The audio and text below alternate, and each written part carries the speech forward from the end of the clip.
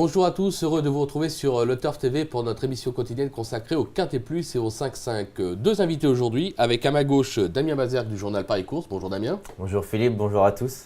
Et à ma droite, Pierre Arena, rédacteur en chef du mensuel Stade au Turf. Bonjour Pierre. Bonjour Philippe, bonjour Damien et puis bonjour à tous. Bonjour Pierre. Le sommaire du jour, l'analyse du Quintet Plus 5-5, suivra la stat du jour, le prono de notre consultant, sans oublier un ticket pour nos amis internautes. Ce jeudi, direction l'Oise avec Chantilly pour le prix de Roissy. On va essayer de s'envoyer en l'air. Une épreuve pour chevaux de 4 ans et plus sur les 1000 mètres, ligne droite. Ça va aller vite, justement. On perd pas de temps. Damien, en tête, le numéro 8, Robert le Diable. Alors, le cheval vient de faire une belle performance à ce niveau puisqu'il vient de conclure 3e de la Quintet à Maison Lafitte sur 1200 mètres. Maintenant, j'ai un petit doute. Je suis un tout petit peu sceptique par rapport à votre choix parce que je pense que c'est véritablement un cheval de bon terrain. On annonce un terrain très souple, voire lourd. Vous l'avez placé parce qu'il y a l'effet Soumillon, non ? Sûr que ça compte, Christophe Soumillon, c'est la 4e fois qu'il va le monter d'affilée. Après, c'est un cheval qui, dans sa jeunesse, avait montré énormément de vitesse. Il a aussi fait l'arrivée de Listed à 2 ans. Ensuite, il s'était un petit peu perdu. Au départ, j'étais sceptique, comme vous, sur ses chances dans les quintets. Il avait d'ailleurs fini 10e, il m'avait donné raison. Pour mieux me donner tort par la suite. Et c'était un terrain très souple à Maison Lafitte. Demain, c'est sûr que le terrain ne sera pas bon. Mais maintenant, ce ne sera pas les bourbiers de fin de saison. Je pense vraiment que sur ce qu'il vient de montrer, ce Robert le Diable est vraiment capable de faire quelque chose. Et la raison pour laquelle j'ai mis en tête, c'est simple. Pour moi, Chantilly est une piste qui n'est pas très large. Je pense qu'il aura 2 pelotons et je vois mal un cheval partir aussi vite que Gore. Gore devrait animer l'épreuve et je vois plutôt le peloton de l'extérieur prendre le pas sur celui de la corde tout simplement. Donc du coup, Robert le Diable pourra profiter de l'aspiration de Gore et aller au poteau en tête. Vous savez quoi, Damien ? Vous m'avez convaincu. Derrière, le 10, Murcielago. Alors, c'est un cheval de tous les combats. Ces derniers temps, été monté principalement par Philippe Minaric. Maxime Guillon le retrouve. Maxime Guillon, Murcielago, 100% de réussite, une victoire, 2 accessites. Je pense que c'est un choix judicieux et ça serait à la limite même pour moi mon favori. Oui, c'est sûr que vous avez le droit, Philippe, surtout qu'il s'élance de la stalle numéro 9, donc ce sera Maxime Guillon de voir un petit peu ce qu'il veut faire. C'est un cheval qui avait terminé 4e de cette course l'an dernier. En dessous de 1100 mètres, il est reçu 7 sur 8, il a vraiment énormément de vitesse, il avait remporté l'Express en fin d'année dernière. L'Express, c'est 800 mètres à Maison Lafitte, donc autrement dit, ça déballe. Il avait battu notamment l'indéboulonnable Sky Team, c'est vous dire sa vitesse. Donc je pense vraiment que ce Murcielago est une base dans les 5 premiers. Et vous avez peut-être raison, il peut même gagner. D'accord. Pierre, quelque chose à rajouter sur Murcielago ? Oui, parce que c'est le favori de la presse. Alors donc, que faut-il attendre du chouchou des pronostiqueurs dans ce genre d'épreuve, 1000 mètres ligne droite, extrêmement difficile à déchiffrer. Eh bien, il faut en attendre en principe de belles choses, puisque le favori de la presse obtient 67% dans ce prix de Roissy, 6 fois au départ, 4 fois à l'arrivée. Donc oui à Murcielago, d'autant que Damien a fait remarquer qu'il avait terminé 4e de cette épreuve l'an dernier. Et puis il est passé par la filière. La filière, c'est quoi ? Ce sont des épreuves préparatoires à une autre épreuve. Et donc Murcielago est passé par le prix du conseil municipal de Fontainebleau, qui est une épreuve maîtresse dans la préparation à ce prix de Roissy. Donc oui, franc et massif à Murcielago. On l'a compris, on fonce avec Murcielago. Derrière une femelle, le numéro 12, Itri. Elle a surprise dernièrement dans un quintet sur 1400 mètres à Longchamp. On ne s'attendait pas à cette 2e place. Elle court rapprochée. C'est pas très étonnant avec les pensionnaires de Mathieu Boutin. En général, ça court souvent très très rapproché. Ils profitent de la forme pour essayer d'engranger un maximum. 1000 mètres, logiquement, ça ne devrait pas la déranger. Là aussi, ça semble une base assez solide. Au contraire, je pense qu'elle sera mieux sur 1000 mètres que sur le toboggan de Longchamp comme dernièrement. Courir rapproché, ça ne l'a jamais dérangé, comme vous l'avez souligné chez Mathieu Boutin, c'est coutume de le faire. Et en plus, c'est vrai que souvent, ça lui donne raison. Ici, Itri, je pense qu'elle est, en plus, elle a ce numéro à l'extérieur. Donc, selon ma théorie du wagon, ça appuie sa candidature. Je pense vraiment que c'est une bonne base. Et effectivement, je pense que Mathieu Boutin veut tout simplement profiter de la forme de ses chevaux quand ils sont en forme. D'accord. Derrière, l'expérience avec l'As Gore. C'est vrai qu'il est rompu à ce genre de tournoi. Maintenant, 62,5 kg. Stéphane Pasquier est dessus. Il aurait pu avoir d'autres montes. Il faut s'en méfier quand même, je pense, non ? C'est sûr. En même temps, c'est vrai que je suis d'accord avec vous. 62,5, c'est beaucoup. C'est pour ça que je ne l'ai pas mis en tête. C'est pour ça que j'ai mis qu'en 4, on va dire. Mais pour moi, il va vraiment partir très vite. Il va quand même, avec son courage, avec sa vélocité, réussir à conserver un petit accessite. Et effectivement, le fait qu'il y ait Stéphane Pasquier, il va vraiment réussir à faire le train qu'il veut. Et ça m'étonnerait quand même que Gore sorte des 5, même si évidemment, avec ce poids, ça va être délicat. Ça va être délicat. Pierre, je reviens vers vous parce que je crois que Gore, ça concerne la stat du jour. Alors, ça concerne la stade du jour, puis juste une petite remarque concernant ce que vient de dire Damien. Le poids sur les courtes distances, 1200 mètres, n'a pas une grosse importance. Alors évidemment, c'est porté 70 kg, je ne dirais pas ça. Pour revenir à la stade du jour, par contre, donc, il faut savoir que les chevaux qui viennent de passer par le prix du conseil municipal de Fontainebleau, couru le 25 mars, pour peu qu'ils y aient été plutôt joués par les parieurs, moins de 15 contre 1, mais obtiennent ici une réussite excellente, 71%.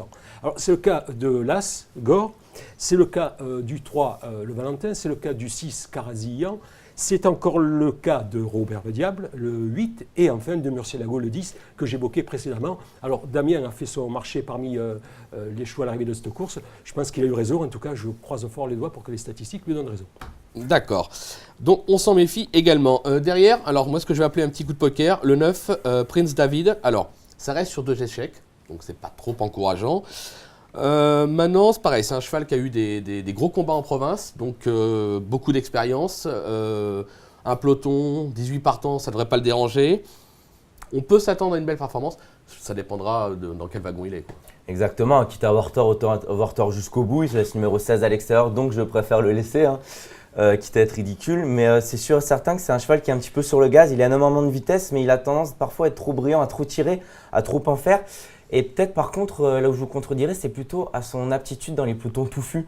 Je pense qu'il est peut-être mieux lorsqu'il y a moins de portants. Et justement, le fait qu'il y ait 2 wagons, ce sera mieux parce qu'ils sont peut-être moins nombreux à l'extérieur. Ça va peut-être l'aider justement un petit peu plus se détendre et à faire quelque chose avec. En plus, Franck Blondel le connaît bien. Donc pour moi, ça peut vraiment être un coup de poker à belle cote à l'arrivée. Concernant, pour rebondir sur le ridicule, il ne tue pas, vous voyez Pierre. Donc, Merci. Je vous en prie, ça m'a fait plaisir. Mais oui, je ne pouvais pas l'éviter ça, là, aussi, Pierre. bien sûr. Derrière, alors le numéro 4, Mr. Ryan. Mr. Ryan, jamais plus loin que 5e à Chantilly. Donc, une aptitude à la piste. Ça a tiré l'as dans les stalles. Je ne pouvais pas l'éviter. Hein. Ça a tiré l'as dans les stalles. Là aussi, c'est Fabrice Véron en grande forme actuellement. C'est la confiance. C'est dur, mais on comprend pourquoi. Sûr.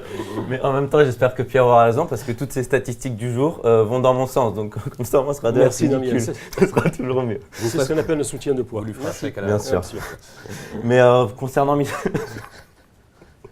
Ryan, oui. Allons-y, Damien. C'est la jeunesse, hein, c'est normal, hein, c'est pas grave.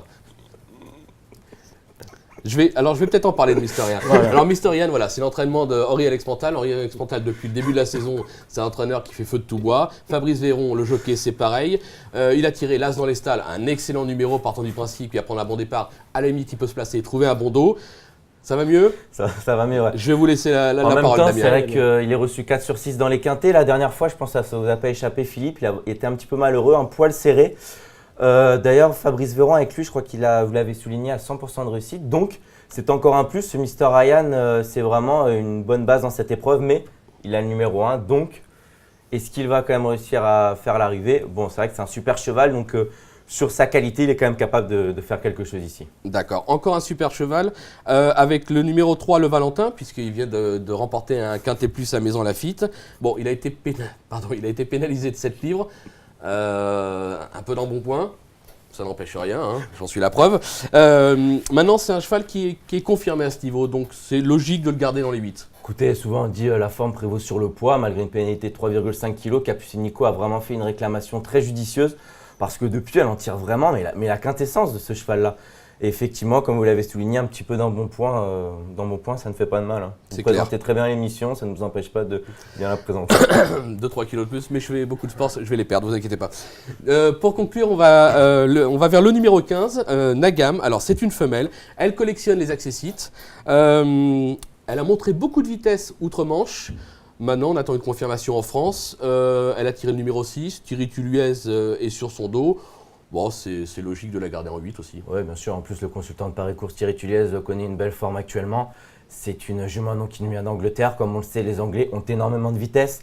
Elle avait gagné sur 1000 mètres. Je crois que Jean-François Bernard avait eu du mal un petit peu à la dégazer, entre guillemets. Là, ça va beaucoup mieux. 1000 mètres, ça va lui plaire. Et je pense que ses débuts handicap avec Christophe Soumillon, le dernier coup, ont été plutôt convaincants. Donc, je la place aussi en bout de piste, en 8e. Elle mérite en tout cas. Pierre, je vous sens piaffé d'impatience. Je vous laisse la parole sur Nagam. Nagam, oui, pourquoi Nagam ? Alors Nagam, c'est un outsider et un bel outsider et il en faudra pour toucher ce prix de Roissy. Eh bien, il suffit de regarder la composition des arrivées pour s'apercevoir qu'il y a toutes les années au moins 1, 2, voire 3 gros outsiders à l'arrivée. Bref, Nagam peut être cet outsider qu'on attend, d'autant qu'effectivement, comme le disait Damien, elle a été plutôt convaincante lors de ses débuts handicap. Elle vient courir dans un lot fourni, donc elle a montré qu'elle avait les capacités à se bagarrer, à se battre, et ça c'est très important. Alors pourquoi pas des débuts réussis dans l'aéron handicap, moi j'y crois, et pourquoi pas une petite Nagam style avec une chorégraphie de Philippe, il ne sera pas ridicule du tout, parce qu'il a une déhanchée, franchement, je vous conseille de la regarder. Le rendez-vous est pris. Damien, je vais vous demander de nous faire un petit rappel de votre pronostic. Bien sûr, à commencer par le numéro 8, Robert Le Diave, viendra ensuite le 10, Murcielago, le 12, Itri, le 1, Gore, le 9, Prince David, le numéro 4, Mr. Ryan, le numéro 3, Le Valentin et le numéro 15 pour le Nagam Style de Philippe. D'accord. Alors, concernant le ticket pour nos amis internautes, on est parti sur un champ réduit au 5-5 de 4 chevaux, avec 4 bases qui semblent assez solides au dire de Damien. Le 8, Robert Le Diable, le 10, Murcielago, le 12, Itri, hélas, Gore. Derrière, on ouvre les combinaisons, on les élargit avec le 3, le 4, le 9, le 15, le 6. Personnellement, j'ai voulu rajouter 3 petits chevaux, 3 petits coups de cœur, des cotes à mon avis potentielles, avec le numéro 7, Vital Spirit, le numéro 14, Moscow 8 et le numéro 16, Calbuco. Bon, c'est plus le première jeunesse, mais il a encore un petit peu de galop. C'est un jeu qui coûtera 8 €. On peut même, à la limite, faire un champ complet et mettre tous les chevaux derrière les 4 bases solides de Damien, parce que je pense que l'arrivée va nous réserver des surprises, comme chaque année. Mais écoutez, je pense que tout est dit ou presque. On s'est envoyé en l'air, hein, c'est rien de le dire. Attention à l'atterrissage quand même, Philippe. Vous inquiétez pas, il n'y a aucun problème. Je vous remercie, Damien. Merci à vous, Pierre, Philippe, de m'accueillir. merci encore d'être venu avec nous. Merci et à je vous, vous dis à merci très vite à vous. sur Le Turf TV. Merci, Au revoir. Au revoir.